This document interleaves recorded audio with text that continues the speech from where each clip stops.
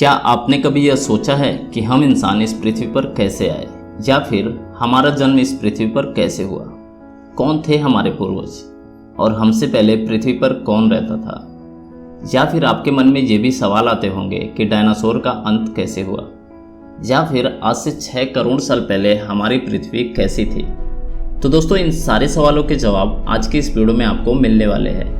तो दोस्तों, वीडियो पे आगे बढ़ने से पहले अगर आप हमारे चैनल पर नए हैं तो लाल वाला बटन दबाकर सब्सक्राइब कर ले और साथ ही साथ घंटी वाला बटन पे क्लिक करके ऑल वाले ऑप्शन को सेलेक्ट कर ले, ताकि हमारी आने वाली वीडियोस के नोटिफिकेशन आपको मिलती रहे। बात है आज से लगभग 6 करोड़ 50 लाख साल पहले की, जब पृथ्वी पर एक ऐसी खगोलीय घटना घटी जिसने पूरी पृथ्वी को धूल के बादलों से ढक दिया। और इस भयानक विस्फोट से इतनी अधिक मात्रा में रेडिएशन उत्पन्न हो रहा था कि इसके 800 किलोमीटर के दायरे में आने वाले सभी जीव जंतु आग के लावे में तब्दील हो चुके थे। और इस भयानक घटना ने पृथ्वी पर मौजूद 90% प्रजातियों का खात्मा कर दिया था और पृथ्वी पर रहने वाले 25 किलो से ज़्यादा वजनी सारे जीव जंतु जलकर खाक हो चुके थे।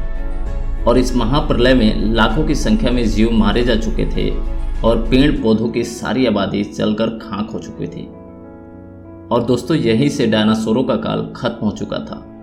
लेकिन यह महाप्रलय छोटी प्रजाति के जीवों के लिए एक सुनहरा अवसर लेकर आया, और वह प्रजाति थे मैमल्स, यानी कि आसान शब्दों में कहे तो एक तरह का स्तनधारी जीव। और यह छोटे छोटे स्तनधारी जीव इस महाप्रलय से कैसे भी करके बच निकले थे।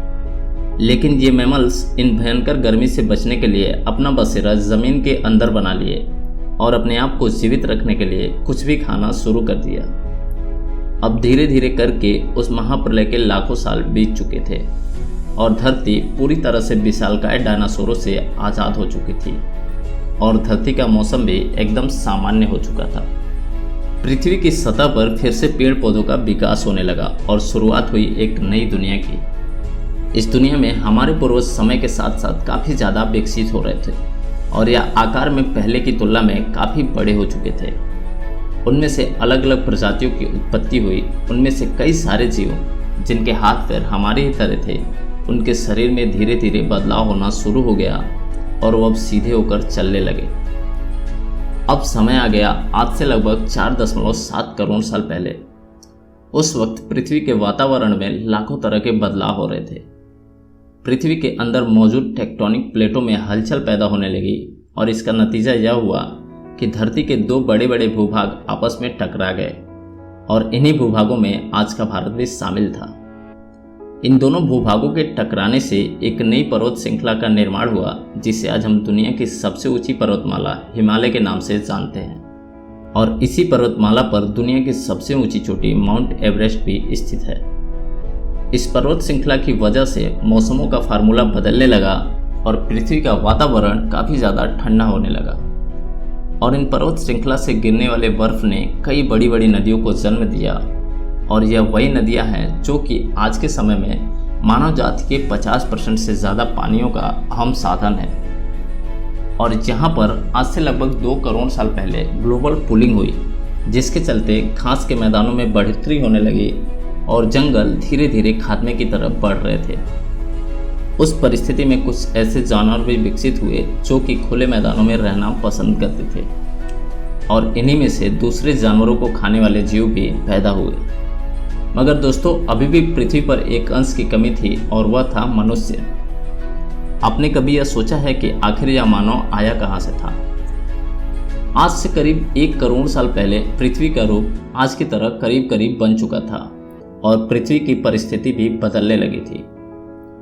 आज से करीब 40 लाख साल पहले पृथ्वी की टेक्टोनिक प्लेटों में हलचल होने की वजह से अफ्रीका के पूर्वी इलाकों में नई पर्वत श्रृंखलाओं का जन्म हुआ, और यह अफ्रीकन पर्वत श्रृंखला अपने यहाँ आने वाले मौसमी हवाओं के लिए अवरुद्ध बनकर खड़ी हो गई, जिनकी वजह से यहाँ का वातावरण पूरी तरह बदल गया और यहाँ के जंगलों में बारिश आनी बंद हो गई। और इन विशालकाय जंगलों में निवास करने वाले एप्स, जिन्हें पेरुला पिथिकस के नाम से जाना जाता था, इनका निवास स्थान पेड़ों पर रहता था और इन्हें भरपूर मात्रा में खाना खाने के लिए मिल जाता था, और यह एक टहनी से दूसरी टहनी तक कूदने में सक्षम नहीं थे, और यह कभी कभी पेड़ों की डाली पर 2 पैरों पर चल भी लेते थे। आगे चलकर यही बंदरों की प्रजाति गोरिल्ला चिंपांजी के रूप में बदल गई तो कुछ इंसानों में तब्दील हो गए और यह सब पूरे अफ्रीका में फैले हुए थे। मगर समय बीतने के साथ साथ यहाँ पर अकाल की स्थिति आ गई और बारिश ना होने की वजह से जंगल पूरी तरह से साफ हो चुके थे और इन एप्स के लिए पेट भरना भी मुश्किल हो रहा था। खाने की तलाश में इन्होंने पेड़ों से नीचे धरती पर पहली बार कदम रखा और अब ये अरबी एथिकस रेबिट्स के नाम से जाने जाने लगे। इस मानव प्रजाति ने सबसे पहले जमीन पर अपना कदम रखा था और यह मानव इतिहास का जमीन पर पहला कदम था। इनका सब कुछ हम इंसानों से मिलता जुलता था और इनका दिमाग संतरे के जितना ही बड़ा होता था और इनके पास हम इंसानों के जैसे दांत भी हुआ करते थे और यह आकार में सिर्फ 4 फीट लंबा हुआ करते थे। कई सालों के विकास क्रम के बाद उन्होंने अपने आप को 2 पैरों पर चलने के लिए सक्षम बना लिया, जिस कारण ऊर्जा भी कम खर्च होती थी और 2 पैरों पर चलने की वजह से यह काफी लंबी दूरी तक अपना नजर घुमा सकते थे। साथ ही साथ इनका दिमाग भी बुद्धिमान होता जा रहा था। समय बीतता गया, विकास की प्रक्रिया लगातार चलती रही। हमारे पूर्वज अपने शरीर में विकास करते गए। आज से करीब 23 लाख साल पहले हमारे पूर्वजों ने अपने दिमाग को काफी ज्यादा विकसित कर लिया और इसी प्रजाति का नाम था होमो हेवेलियस और इन्होंने पहली बार पत्थर को हथियार के रूप में इस्तेमाल करना शुरू कर दिया। धीरे धीरे धारदार पत्थरों की मदद से हथियार बना लिए गए और कई सालों के लंबे अरसे गुजर जाने के बाद इन्होंने अपने दिमाग को कुछ इस कदर बुद्धिमान बना लिया कि वह शिकार के लिए अब एक दूसरे से लड़ने की बजाय समूह में मिलकर शिकार करने लगे और इसके बाद प्रजाति आई होमो इरेक्टस, जो अन्य जानवरों से कहीं ज़्यादा बुद्धिमान होती थी और इस मानव प्रजाति ने सबसे पहले आग का खोज किया और यह खोज मानव इतिहास के लिए एक बहुत ही महत्वपूर्ण खोज साबित हुई। आग की मदद से यह अपने आप को बचाए रखते थे और इन्होंने आग पर मांस को पकाना भी सीख लिया। इस कारण अब परिवार का निर्माण शुरू हो गया। हमारे पूर्वज साथ साथ रहना शुरू कर दिया, जिससे वह लोग अपने आप को और भी ज़्यादा सुरक्षित महसूस करते थे। आग से पका हुआ मांस खाने की वजह से बहुत ही कम ऊर्जा का इस्तेमाल करना पड़ता था, जिसके कारण बची हुई ऊर्जा ये अपने दिमाग पर खर्च करते थे और इस वजह से इनका दिमाग धीरे धीरे बड़ा होने लगा। हमारे पूर्वज अन्य जानवरों से बहुत ही ज़्यादा बुद्धिमान थे और पृथ्वी पर मिलजुल कर रहने वाले पहले बुद्धिमान जीव थे। लाखों साल बीत जाने के बाद कुछ आज के इंसानों ने अपना रूप ले लिया और मानो अलग अलग आवाज़ निकालने के काबिल बन चुका था, यानी कि हमने भाषा का विकास कर लिया था, जिसके जरिए कोई भी जानकारी एक दूसरे व्यक्ति से शेयर करते थे और यही वह आखिरी विकास क्रम था। उसके बाद आज के इंसानों की उत्पत्ति हुई। हमारा अस्तित्व यानी कि होमो सेपियंस का समय शुरू हो गया। हमारे पास धरती के सभी जानवरों से बड़ा दिमाग था। अब हम कहीं पर भी आ जा सकते थे। हमारे पास हथियार थे और उससे भी बड़ी बात, हमारे पास दिमाग था। और इंसान केवल एक ही महाद्वीप तक सीमित नहीं रहे, बल्कि अलग अलग महाद्वीपों पर निवास करने लगे। आज से करीब 50,000 साल पहले आइस एज की शुरुआत हुई और इसी वक्त इंसान चाइना और ऑस्ट्रेलिया तक पहुंच गया। धीरे धीरे हम इंसान पूरी दुनिया में फैल गए। फिर पेट पालने के लिए इन्होंने खेती करना शुरू कर दिया और इस तरह इंसानों ने पूरी दुनिया में अपनी बस्तियां बसा ली और धीरे धीरे उन्होंने अपने आप को काफ़ी ज़्यादा विकसित कर लिया।